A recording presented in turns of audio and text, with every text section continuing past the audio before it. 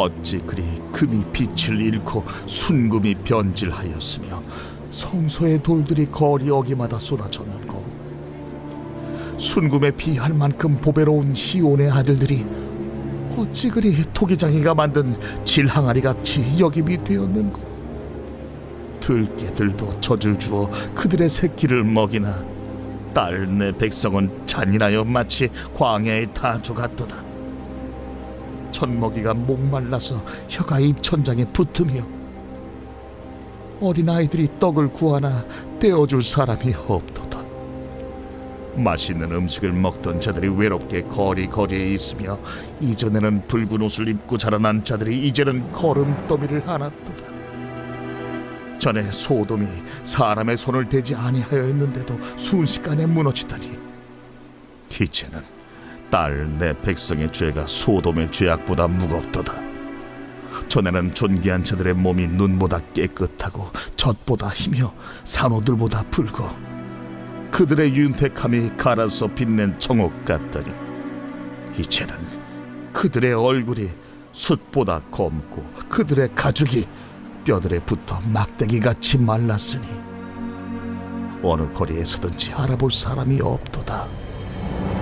칼에 죽은 자들이 줄여 죽은 자들보다 나음은 토지 소산이 끊어지므로 그들은 찔림받은 자들처럼 점점 쇠약하여 가미로다.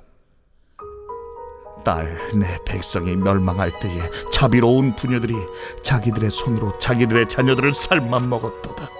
오늘 말씀은 보석에서 진을그로라는 제목으로 함께 말씀을 나누겠습니다. 오늘 말씀은 하나님께서 유다 백성들을 향해서 말씀하실 때 오히려 너희가 정말 보석과 같이 또 금과 같이 그런 존재였는데 금이 빛을 잃은 것처럼 색을 잃고 이런 것처럼 너희가 지금 그런 영광을 다 잃어버렸다라는 이야기를 오늘 예레미야를 통해서 말씀을 하고 있습니다. 결국 그들의 모습은 하나님이 함께 하시고 은혜 베푸실 때는 영광과 복된 자리였지만, 오히려 그들이 하나님을 떠났을 때 비참한 상태로 이르게 됐음을 이야기합니다. 물론 비참한 상태는 바벨론에서 나라가 멸망하고 예루살렘이 철저하게 다 파괴된 그 상황을 노래하면서 그 영광스러웠던 성전, 그리고 삶의 터전이 얼마나 심각하게 무너졌는가, 이런 안타까움을 노래하고 있는 내용입니다. 그러면서 그들의 궁핍함의 모습은 어떤 모습이냐? 그들은 정말 잘 살고 있었는데 오히려 이제는 잘 사는 사람이었던 못 사는 사람이었던 모두가 길거리에 나앉아버린 그런 상황을 이야기합니다. 마치 전쟁을 겪고서 집의 가옥들이 다 무너져서 길거리를 배회하고 있는 그런 모습을 이렇게 노래하고 있습니다. 그러면서 이 궁핍함의 처절한 모습을 통해서 우리에게 영적으로 깨닫게 하시는 것은 우리의 영적인 결핍함을 보도록 이야기를 하는 겁니다.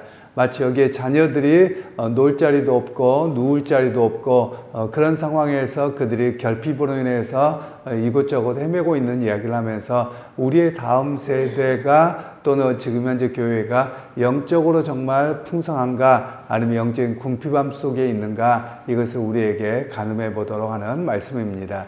그 궁핍함이 하나님의 말씀이 없는 것이기도 하고요, 또는 마음의 중심을 하나님께 두지 않음으로 인한 그 궁핍함이 더 커지게 되는 겁니다. 이 유다 백성들에게 하나님께서 떠나신 적이 없으시거든요. 누가 떠났느냐? 백성들이 떠났습니다. 물론 그들에게 성전이 없었던 건 아니고요, 안식일을 안 지켰거나 또는 절기를 안 지킨 건 아닙니다. 다 지킵니다. 그런데 마음의 중심이 하나님께 있지 않았다라는 말씀입니다. 결국 하나님을 중심에 두지 아니함으로 인해서 그들이 모든 보석과 같았고 누리게 되었던 것들을 처참하게 잃어버리는 그런 상황이 되었음을 이야기합니다. 결국은 영적으로 말씀을 통해서 풍성하게 될 때 삶의 자리도 누리게 되는 것이지, 결국 하나님을 마음의 중심에 두지 않음으로 인해서 모든 것을 잃어버리게 되는 그런 상황을 여기서는 노래하고 있는 것이죠. 그러면서 이제 계속해서 백성들은 굶주림에 피폐해졌는데 오히려 그들은 조개나 진주나 산호초나 이런 걸 통해서 굉장히 화려했었습니다. 그런데 그런 모든 것이 다 빛을 잃었다, 이렇게 표현을 성경은 하고 있는데요. 그러면서 그들은 오히려 어떻게 되었느냐. 그런 것은 다 빛을 잃어버리게 되고 전부 다 쓸모 없어지게 되고 그들의 윤택했던 살이 삐쩍 말라버리게 되어졌다. 그런 이야기를 오늘 본문에서는 하고 있습니다. 그리고 그들의 얼굴은 수처럼 검어졌다. 이렇게 얘기를 합니다. 이 말은 못 먹어서 검어지는 것이죠. 바로 그런 이야기를 통해서 그들의 무엇이 문제냐. 믿음의 본질을 잃어버림으로 인해서 화려함이 굉장히 빛을 잃어버리고 오히려 껍데기만 남아있는 현재의 모습을 이야기를 하고 있는 것입니다. 즉 하나님께서 은혜 베푸시고 풍성하게 하실 때는 화려합니다. 그리고 복된 자리를 누리게 됩니다. 그런데 하나님을 떠날 때는 결국 모든 것을 다 잃어버리게 되는 그런 상황임을 우리가 알 수 있습니다. 우리가 역사적으로도 그렇습니다. 역사적으로도 보자면 기독교가 바르게 서 하나님 앞에 은혜 가운데 있을 때는 나라도 부강합니다. 그런데 우리가 잘 아시는 것처럼 지금 터키 지역이 원래 초대교회가 있었던 지역이고 또 로마에서 이야기를 하자면 보통 이제 처음에 로마 제국이 있었고요. 시간이 지나면 이 로마 지금 이탈리아에서 수도를 이스탄불이죠. 지금 콘스탄티노플이라고도 과거에는 그랬는데 이 터키 쪽으로 수도를 옮깁니다. 그래서 이 수도를 옮기면서 이쪽을 동로마 제국이라고 하고요. 그리고 유럽 쪽을 서로마 제국이라고 이야기를 합니다.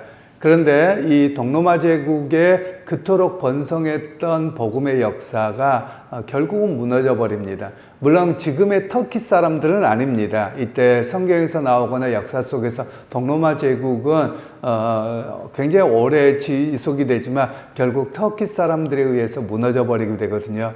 그러면 거기를 지금도 가보면 교회당들이 옛날에 얼마나 화려하고 얼마나 잘 지어져 있었는지를 볼 수는 있습니다. 그런데 다 폐허가 되어져 있거든요. 그런 이유가 무엇인가를 보자면 오늘 본문과 비교해서 보면 하나님을 향한 예배와 하나님을 의지하는 것보다는 자신들의 물질 그리고 권력 그리고 군사 힘으로 우리는 든든하다는 교만으로 빠졌을 때 오히려 그들은 무너짐을 경험했다는 것입니다. 그런 면에서 오늘 성경은 우리에게 말씀하는 것이 있습니다. 그것은 우리가 누구를 의지해야 되는가라는 것을 말씀하고 있는 겁니다. 즉 우리가 세상의 권력과 칼, 군사력, 경제력 그건 일반적으로 이야기할 수 있는 것이고요. 그러나 우리 그리스도인들은 그것이 우리를 지키는 게 아니라 하나님이 붙들어 주셔야 된다는 것을 우리가 분명히 기억할 필요가 있습니다. 그러면 하나님께서 언제 붙들어 주시느냐? 믿음이 바르게 서 있을 때, 하나님을 의지할 때, 그리고 우리 신앙이 더욱더 뜨겁게 말씀 앞에 굳건하게 붙들려 있을 때 하나님의 지키심의 역사가 있음을 우리에게 말씀을 하고 있습니다. 결국 예루살렘은 정말 보석과 같은 존재였고요. 하나님이 돌보시는 그런 평화의 도시였습니다. 그런데 그들이 하나님 앞에 바른 믿음으로 서 있지 않는 그 순간 평화는 없어지고 전쟁이 되고 평화는 없어지고 폐허가 되고 굶주림만 가득한 그런 폐허의 도시가 되고 말더라라는 것입니다. 이것이 우리에게 주는 영적인 메시지인데요. 하나님을 의지하고 믿음 가운데에 있으며 온전하게 서게 됩니다. 그러나 그렇지 않을 때는 모든 것을 잃어버리는 그런 영적인 폐허 상태가 될 수 있음을 우리에게 말씀하고 있습니다. 여러분 오늘 이 시대를 되돌아보면 그렇습니다. 오늘 이 시대에 우리 한국 교회가 보면 교회당들이 굉장히 화려합니다. 그리고 목사들도 많고요. 교회당들도 엄청 많습니다.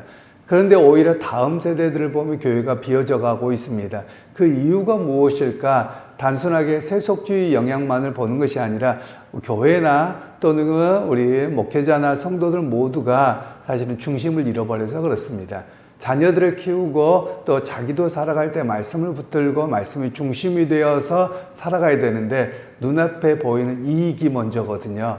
눈앞에 보이는 이익 그리고 물질의 번영 이것이 최종 목적입니다. 그러니까 왜 하나님을 믿느냐라고 보면 하나님을 믿는 이유도 복받기 위해서입니다. 모든 게 내 배를 위해서 믿는 겁니다. 그러니까 그걸 보는 순간 사람들이 다 떠나는 겁니다. 왜냐하면 지금 세대 아이들에게는 결국 하나님을 믿어서 복을 받는 게 아니고 어차피 부모가 잘 삽니다. 나라가 잘 삽니다. 그러니까 기도하지 않아도 되고요. 하나님 의지할 필요도 없는 것이죠. 그런 시대가 되어버렸습니다. 여러분 그런 면에서 우리가 정말 안타까워해야 될 그런 시대가 되어버렸습니다. 과거에 하나님을 우리가 못 살고 어려울 때는 하나님을 의지하면 복 받습니다. 거기까지는 맞아요. 그러면 그 다음에 성장했어야 됩니다. 어떻게 성장해야 되냐면 하나님의 백성으로 어떻게 살아드릴까요? 이렇게 성장했어야 되는데 그렇게 성장하지 못했습니다. 결국은 내 배를 위해서 하나님을 이용하고 내 배를 위해서 오직 하나님이고 예수님이고 다 있어야만 하는 그런 존재로 전락시켜버린 겁니다. 결국 그것이 오늘 교회의 타락이고 나라의 연약함이고 자녀 세대가 영적인 기근함으로 나가게 되었다라는 것입니다. 그런 면에서 여러분 우리가 항상 말씀의 기준으로 돌아와야만 합니다. 말씀으로 돌아와서 믿음으로 서게 되어야 되고 그리고 하나님을 의지합니다. 그러면 하나님 말씀이면 내게 세상의 이익이 되고 그리고 나의 유익이 되는 것 같아서 포기할 줄 알아야 됩니다. 그런데 우리는 뭘 포기했느냐 보면 신앙을 포기합니다. 말씀을 포기하고 눈에 잡히는 이익을 선택했습니다. 여러분 이것이 한국 교회가 망하는 지금 어려움을 겪고 있는 모습이라는 것입니다.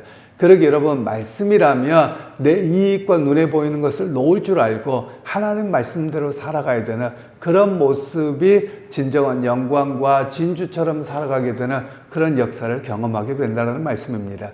그러기 여러분 오늘 우리가 기도하실 때 혹시 여러분의 가정 가운데 자녀들 가운데 믿음 생활을 하고 있지 않다면 내가 말씀으로 하나님 앞에 좋은 영향을 미치지 못했던 그런 모습을 우리가 가슴을 찢고 기도하면서 하나님 다시 한번 영적인 역사가 일어나게 하시고 나부터 말씀을 붙들고 살아내는 것이 바로 자녀들에게 선한 영향력으로 우리 이루어지게 하옵소서. 그런 기도가 우리 모두의 기도가 되고 오늘 또 그렇게 삶으로 살아드리는 그런 우리 모두가 되시기를 주님의 이름으로 축원합니다.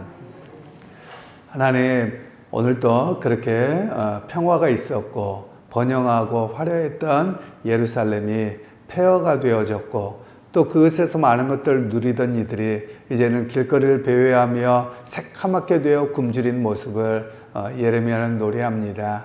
하나님 그 이유가 하나님을 떠나며 중심이 무너짐이었음을 우리에게 말씀하고 있는데 그 영적인 기갈함이 배고픔이 오히려 그들의 삶을 무너뜨려 버렸습니다. 하나님 오늘도 우리가 깨어있게 하셔서 말씀의 기준으로 돌아와 선한 말씀의 영향력, 믿음의 영향력을 우리 다음 세대들 가정에 끼칠 수 있는 우리의 모습들이 되게 하옵소서. 예수님의 이름으로 기도하옵나이다. 아멘.